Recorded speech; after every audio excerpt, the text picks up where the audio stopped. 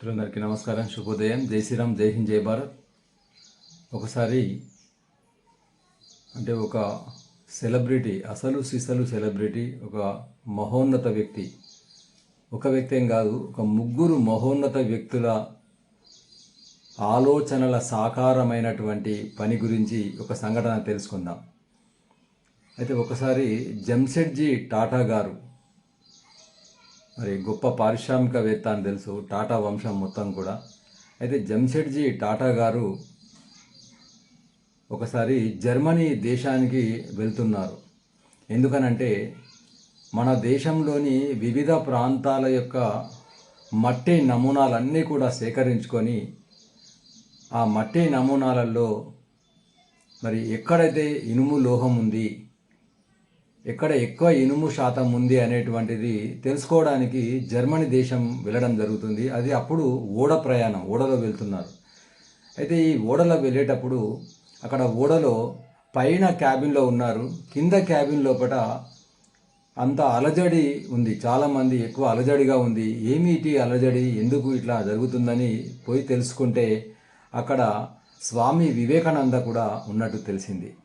వెంటనే స్వామి వివేకానంద అంటే ఎంతో మహోన్నతమైనటువంటి యోగి పుంగవుడు కాబట్టి వివేకానంద స్వామిని కలుద్దామని మరి టాటా గారు అక్కడికి స్వామీజీ వద్దకు వెళ్ళి వారికి నమస్కారం చేసి అక్కడ ఉండడం జరిగింది. అప్పుడు స్వామీజీ అడిగారు జంషెడ్జీ టాటాను, ఎటు వెళ్తున్నారు, ఎక్కడ వెళ్తున్నారు మీరు అని. అంటే అప్పుడు చెప్పాడన్నట్టు, నేను ఈ దేశంలోని వివిధ మట్టి నమూనాలను తీసుకొని జర్మనీ దేశం వెళ్తున్నాను. ఆ జర్మనీ దేశంలో మరి ఆ శాస్త్రజ్ఞులు వాళ్ళతోని కనుక్కొని మరి ఎక్కడైతే ఇనుము మంచి అత్యధిక నాణ్యత గల ఇనుము ఉందో ఆ ప్రాంతంలో మరి ఆ ఇనుమును తీయడానికి ఒక ప్రయత్నం చేస్తాను, ఏదైనా ఒక ప్రయత్నము చేయాలనే ఆలోచనతోటి వెళ్తాను, అక్కడ ఏదైనా సంస్థను స్థాపించాలని అనుకుంటున్నానని స్వామీజీకి చెప్పడం జరిగింది. అప్పుడు స్వామీజీ ఏమన్నారంటే నవ్వి, భలేవారండి టాటా గారు, ఎవరైనా కానీ యూరప్ దేశాలు విదేశీయులు ఒకవేళ మీరు తీసుకునేటువంటి మట్టి నమూనా లోపల చాలా నాణ్యమైనటువంటి అత్యధిక 100% ఇనుము లోహం ఉంది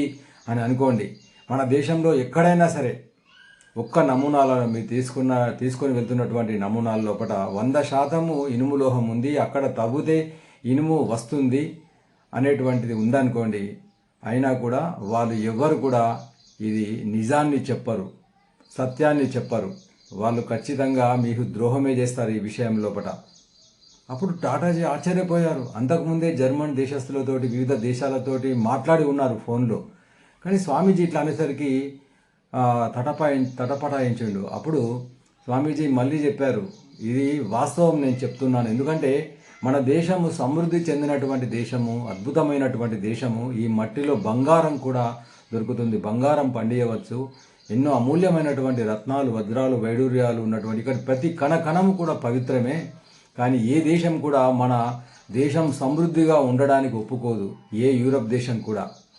కాబట్టి మీరు ఆలోచన మానుకోండి.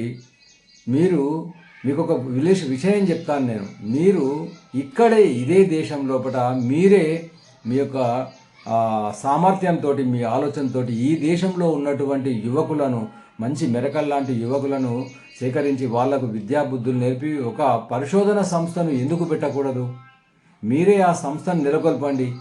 అది ఇప్పుడు కాదు, భవిష్యత్ తరాలకు ఒక అద్భుతమైనటువంటి కానుక. ఈ దేశము ఎంతో అభివృద్ధి చెందుతుంది, మీ యొక్క శక్తి సామర్థ్యాలతోటి ఆలోచించండి అని చెప్పడం జరుగుతుంది. కావలిస్తే మీరు మరి మైసూర్ రాజా చామరాజ వడియార్ దగ్గరికి వెళ్ళండి. ఖచ్చితంగా ఆయన బ్రిటిష్ వాళ్లకు సామంతుడైనప్పటికీ కూడా, అవిధేయుడు అయినప్పటికీ కూడా మీకు ఖచ్చితంగా ఈ విషయంలో మీకు సహాయం చేస్తాడు, మీ యొక్క సంస్థను స్థాపించడానికి ఖచ్చితంగా సహాయం చేస్తారని చెప్పడం జరిగింది. వెంటనే జంషెడ్జీ టాటా జర్మనీ వెళ్ళడం జరిగింది. వెళ్ళి తిరిగి వచ్చిన తర్వాత డైరెక్ట్గా నేరుగా చామరాజ వడియార్ స్వామి రాజుగారి దగ్గరికి వెళ్ళి తన ఆలోచనలు రాజుగారి దగ్గర పెట్టడం జరుగుతుంది. వెంటనే రాజుగారు ఏమాత్రం ఆలోచించకుండా మరి ఆ సంస్థకు అయ్యేటువంటి అన్ని వసతులు కూడా మరి కల్పించి దాదాపు 370 ఎకరాల స్థలాన్ని ఉచితంగా దానం ఇవ్వడం జరిగింది.